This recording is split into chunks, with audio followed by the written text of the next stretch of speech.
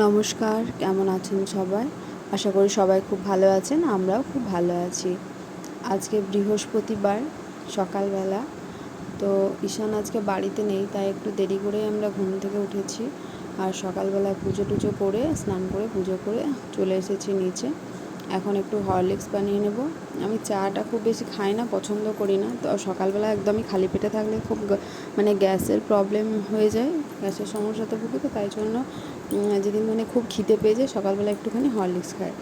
তো হরলিক্সটা খেয়ে ঘরের বিছানা সব পরিষ্কার করে নিলাম। এবার সামনে ড্রেসিং টেবিলটা একটু টুকিটাকি ধুলো পড়ে যায় না, সেগুলো একটু হাতে করে করেই পরিষ্কার করে নিলাম। তাহলে কি রোজকারের মতো করে নিলে অতটাও ডিপভাবে ধুলোগুলো বসে না। তো এখন সেইটাই করে নিলাম। আর ঈশান না থাকলে সত্যি আমার পুরো বাড়ি একদম ফাঁকা লাগে, আর আমার কোনো কাজেও মন বসে না। আসলে সকালে অনেকটা টাইম পড়ানোতে চলে যায়, তো আর এই কাজটা হলো সবথেকে ওর পছন্দের কাজ, যেটা ও রোজ আমার জলের বোতলগুলো ভরে রেখে দেয়। আর আজকে আমাকে সেই কাজটা করতে হলো, জলের বোতলগুলো ভরে নিলাম। এবার সকালবেলা চলো যাব জল খাবারটা বানিয়ে নেব। তো কি বানাবো ভাবছিলাম, যেটা আজকে বৃহস্পতিবার আমি পেঁয়াজ রসুন দিয়ে রান্না করি, কিন্তু মাছ মাংসটা করি না। তো প্রথমে রুটিগুলো করে নিলাম। আর একটুখানি সেদ্ধ আলু ছিল, ওর বাবা যদিও আলু ভাজা খেতে পছন্দ করে না, আলু জিনিসটাই পছন্দ করে না, কিন্তু তবু একটু ইউনিকভাবে করে দিলে হয়তো খেয়ে নেবে। তো প্রথমে রুটিগুলো করে নিলাম। আর সেদ্ধ করা আলুটা ছিল, সেই আলুটাকে ম্যাশ করে তার উপর পেঁয়াজ কুচি, লঙ্কা কুচি, একটু নুন দিয়ে ভালো করে মেখে নেব। তারপর রুটির একটা প্রান্তে একটুখানি সস লাগিয়ে ওই আর আর আলুটা দিয়ে ওর মাঝখানে দিয়ে দুভাগ ভাঁজ করে দেব রুটিটাকে। তারপর তেলে সেটাকে ভালোভাবে হালকা করে সাদা তেলে বা ঘিয়ে যেটা পছন্দ করে সেটা ভেজে নিলে হবে। কিন্তু এই এই এর মধ্যে যদি একটু তড়কা মশলা থাকে দিতে পারেন, কসুরি মেথি দিতে পারেন, খুব সুন্দর লাগবে। তো আমি আজকে সিম্পলি করলাম, আলু মাখাটা দিয়ে রুটিটা দিয়ে মাঝখানে দিয়ে ভালোভাবে চেপে চেপে এরকমভাবে চেপে নিতে হবে।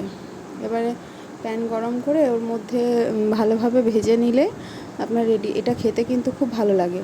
আর আজকে জলখাবারটা আমার এটা দিয়েই হয়ে যাবে। আর ঈশান থাকলে ওর জন্য একটু আলাদা রকম কিছু করতে হয়, ও রুটিটা খেতে পছন্দ করে না বলে। কিন্তু এইরকম আলুর পুর দিয়ে করলে ও দেখে খেয়ে নেয়, ভালোই বাসে। তো প্রথমে সাদা তেলটা দিলাম, সাদা তেলটা দিয়ে পর সাদা তেলটা যখন গরম হয়ে যাবে তখন রুটিটা এইভাবে দিয়ে দিতে হবে। এটা কিন্তু খুব ঝটপট হয়ে যায়, আর খেতেও ভালো লাগে। আর এমন নয় যে এটা আপনি সকালে রুটিটা করে থাকবেন। আমার যদি রাত্রেবেলায় কোনো রুটি বেঁচে যায়, তো সেই রুটিটা কিন্তু সকালবেলা আমি এইরকমই করে দিই, তেলে একটু ফ্রাই করে দিলে, আর সেটা খেতেও ভালো লাগে, আর রুটিটাও নষ্ট হয় না। এইভাবে একটার সাথে একটা দিয়ে দিলাম, এক পিঠ করে ভেজে নিয়ে নামিয়ে নেব। দেখুন কি সুন্দর লাল লালভাবে ভাজা হয়েছে, কিন্তু নরমও থাকবে, এমন নয় যে শক্ত হয়ে যাবে। আর একটুখানি পেঁয়াজ, পটল, আলু ভাজা ছিল, সেটা সস দিয়ে আমি ঈশানের বাবাকে খাবার দিয়ে দিয়েছি। ও এবার খেয়ে পরে বেরোবে, তারপরে আমি আমার জল খাবার খাবো, বাড়ির বাকি কাজগুলো করে নেব।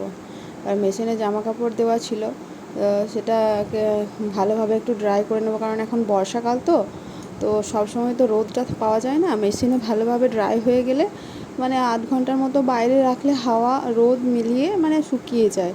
তাহলে কি আমার সঙ্গে সঙ্গে আমার ভেতরে ভাঁজ করে রেখে দিতে পারি। আর রাত্রেবেলা মাসি সব বিকেলবেলা বাসন ধুয়ে দিয়ে যায়, তো সেই বাসনগুলো আমি এখন এবার গুছিয়ে রাখবো।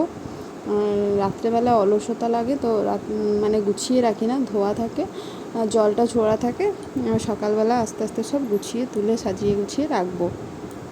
তো এবার জামা কাপড়গুলো মেলে এসেছি, এবার বাসনগুলো সব গুছিয়ে রাখলাম একটা একটা করে। আর এইভাবে গোছানো থাকলে কি আমার হাতের কাছে নিতে সুবিধা হয়, আর কাউকে কিছু বললেও চট করে সেই জিনিসটা পাওয়া যায় হাতের কাছে। থালার জায়গায় থালা, বাটির জায়গায় বাটি থাকলে পেতেও সুবিধা হয়। তো যাই হোক, এবার এখন বিকেল 4টের মতো বাজে। তো আমার বাড়িতে দুজন বন্ধু আসার কথা ছিল, আমার বন্ধু। তো ঈশানের বাবা তো আছে ডিউটিতে, ঈশান তো বাড়িতে নেই, আর বেরোতেও ইচ্ছে করলো না। তাই নিজেই ভাবলাম যে একটুখানি বাড়িতেই কিছু বানাই, তো একটু কাটলেটের মতো বানালাম আর কি, রেডি করে রাখলাম, ওরা যখন আসবে তখন গরম গরম ভেজে দেবো। এদিকে দেখুন বাচ্চাগুলো সব খেলছে আর আমি আমার ছেলেটাকে কত মিস করছি। ও এতক্ষণ এদের সাথে এখানে খেলতো আর আমি ছাদের থেকে তাকিয়ে থাকতাম।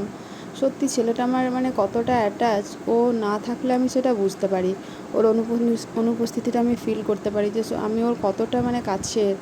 ও একবেলা না থাকলে আমার মন খারাপ করে। ও আছে আমার শ্বশুর বাড়িতে। আসলে আমার দাদুভাইয়ের খুব শরীর খারাপ ছিল, তো আমি হসপিটালে গেছিলাম, তো মা বাবার কাছে রেখে এসেছিলাম। আর এদিকে রাত্রেবেলা দুটো কাটলেট ওরা চলে গেছে, তো মেলাতে গিয়েছিলো, মেলা থেকে জিলিপি এনেছিল, সেগুলো এখন বের করে রাখবো। আর কাটলেট দুটো রেখেছি, রাত্রেবেলা তো আমার ছেলেটা আসবে, তো ও তখন এসে খাবে। জিলিপিগুলো বের করে রাখলাম, না হলে পিঁপড়েতে অর্ধেক নিয়ে চলে যাবে। মানে বাবু না থাকলে বাড়িতে আমার কিছু খেতেও ইচ্ছে করে না, মানে ঘর ভর্তি জিনিস থাকলেও আমার কিছু খেতে ইচ্ছে করে না। প্রত্যেকটা জিনিসই ওর জন্য আমি তুলে রাখলাম। ও কখন আসবে, কখন ছেলেটার মুখটা একটু দেখব। এবার রাত্রেবেলা আমি রাত্রিবেলা ডিনারে করেছিলাম মুসুর ডাল, একটু আমার ভাত খাবো বলে ভাত করেছিলাম, আলু মাখা, আর এটা পটল ও সয়াবিন সবজি, আর মিষ্টি তো ছিলই সাথে, আর কাটলেট দুটো রেখেছিলাম। তো আমার ভিডিওটা যদি আপনাদের ভালো লেগে থাকে তাহলে প্লিজ আমার চ্যানেলটির সাথে থাকবেন, পাশে থাকবেন, কমেন্ট করবেন, লাইক করবেন, এবং যারা নতুন আমার ভিডিওটা দেখছেন তারা আমার চ্যানেলটিকে সাবস্ক্রাইব করবেন। আজকের ব্লগটা এই পর্যন্ত।